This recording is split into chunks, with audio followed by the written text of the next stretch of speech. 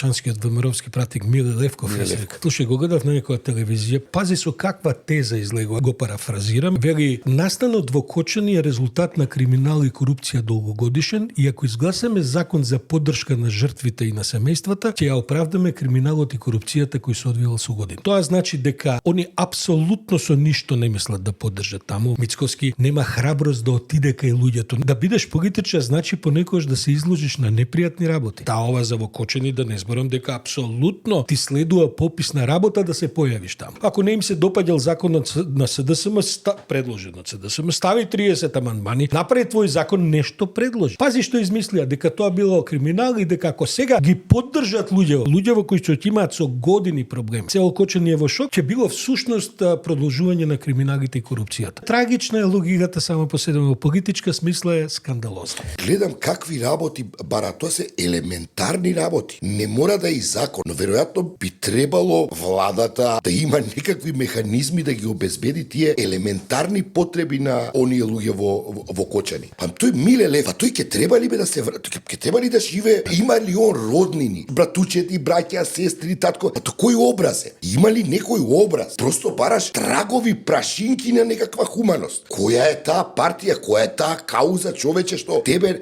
на тој начин ти прави таква лоботомија?